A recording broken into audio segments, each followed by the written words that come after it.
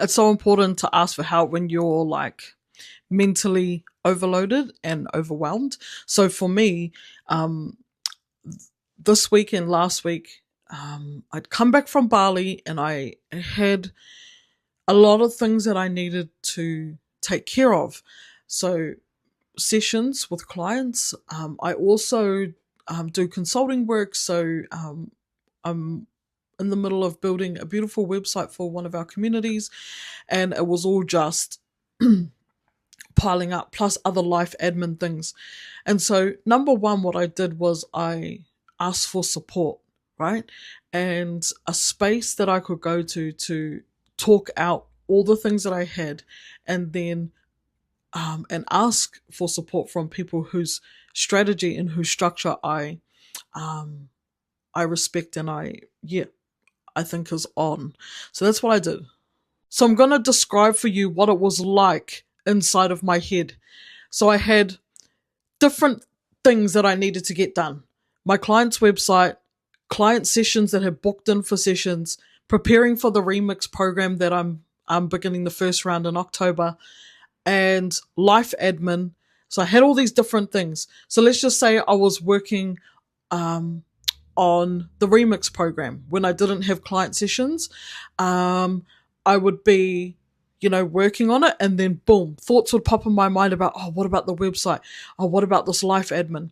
And then it moved from my mind being on it to my hands would be on it. So I'd actually stop what I was doing and move and work on the other things. And then I was just like bouncing, and I was never content. Like I couldn't focus. I couldn't stay focused on one thing. And that's when I knew I was in trouble, and I had to, ask for help. So I had a conversation with Maru. I asked for help. I respect his advice as my partner and also as a powerful projector who is able to guide efficiently. So I told him pretty much what I just said there. And he said, you need to get focused, right? What is the thing that you need? What is the most pressing thing that you need to work on? I was like, this. So I gave him one of the 4 things. He was like, you need to dedicate 4 hours Tuesday, 4 hours Wednesday to completing it. Well, I did it. I did it all in 4 hours today, right? Like he said, it's not the point is not the time, it is the intention to focus. So we did it. I did it, and it's all done, right? Now, what I did in the evening was then once I had asked for help, gotten that sorted and created some space. So the first thing I did was, instead of being on my phone in the evening, I was doing some things. And I got this. This is my journal, one of many. And I sat down to write, and I wrote out all of my feelings around that experience. And I just wrote with no attachment to what was being written. And from that process, I was reminded that my connection to nature, rest, family, exercise is my success. And so my plan last night for today was to make sure that all of those things were taken care of. And then, instead of being on my phone, I decided to read. And that's what I did last night. One of my takeaways from reading, specifically a chapter about Papa Tuanuku, which is our Earth Mother, and the stories that come from Te Ao Māori, and specifically that, or what, because I'll just be reading, and then there'll be like oh, that hit, that landed. And it was the piece around attachment and how attached our Sky Father and Earth Mother were, and not registering the effect that was having on their children. And the story was reminding me how attached I was becoming on all the things I needed to do, and I was forgetting what keeps me being healthy, right? Here in my physical and in my emotional. So that was it. I had my conversations, I made my space. I sat down and journaled, I read, and I had my plan for the next day. I read that chapter and I got a jandal, right? From Ira Atua. and from Papa Atuanuku. And so in the morning, when my alarm went off, I was like, let's get it. I got up. I had my high protein breakfast. I went for a walk. I smelt the air. I looked at the trees. I smiled. I got home 10 minutes before my planned start time. And then I got to work and I remained focused for those hours, right? Then I'm done.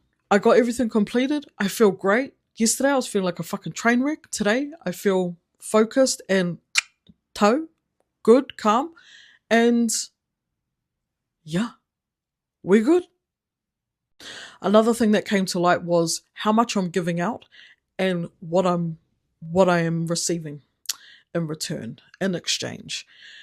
And my exact words to Maru when I went and asked for help was, it's days like today that I wish I had a manager that would just tell me what to do. Although that is one of the, driving factors as to why I no longer wanted to be in a corporate role. Anyway, so the point being is that I had to think about, I was being asked to think about how much I'm giving out and what am I getting in return? Is that exchange helping me feel, fulfilled? And I had to have some honest conversations that I will share with you. But it's going to look like my exchanges increasing. Once I launch this round of the Remix program, which will start on the 1st of October, the cost to work with me will increase because I'm seeing what I'm giving out and what people are receiving. And whilst I'm grateful, what I'm receiving in exchange doesn't feel in alignment. Just for context, the Remix program is $555 per month for 3 months. $500 was the amount that I first ever charged 9 years ago. And, right now to get on a call with me is $88 for 40 minutes. That call was, just a year ago, was $299. And so, whatever my rationale was, I dropped my prices. So my prices are going to go up. That is the tohu. When you get in those sort of funks and I am busy. But for me, I'm like, that kind of busy would be leading to I would be making the kind of money that I could employ somebody to do some of this work for me. But it's not that. And that's because my rationale was, okay, come back into full-time business, kick off, make it accessible, yada, yada, yada. Forgetting that I've been doing this work for 10 years. So whether or not I had a slow period for 3 years, I've been doing this work for 10 years. And when I see what people are getting and what I'm giving out, and then what I'm getting in exchange, it's not marrying up, and my body is letting me know, there's an imbalance here. So we got to do what we got to do. And you know what? I'm not mad about it. I'm truly not even spooked about it. My sessions go from 88 to 288. It is what it is. If my program goes from 555 to 888 per month, it is what it is. What we have to think about with exchange is, when I think about this work, is without these spaces, without this knowledge, without these connections to being able to shift perspective, get clear quickly, without those, how expensive does life become? How long does someone sit there in their doubt and their confusion? So whilst I love my marutua, my tāne, my partner, my powerful projector who's got backs. I actually want a manager. Like, I actually want somebody that can help with this workload. I actually want to teach people how to do the work that I'm doing. So I'm going to finish my books, right? Because that simplifies how I teach. I don't have to be hands-on all the time. I'm going to simplify the shit out of these systems. I'm going to realign my pricing, and I'm going to call in the support, the exchange, and all of that. Because, hey, I just had a thought. If you can't afford to have a reading, read my book. Yeah? If you can't afford something, do what you got to do to afford it, or access the resources that are within reach. Yeah? So, yeah, let's go.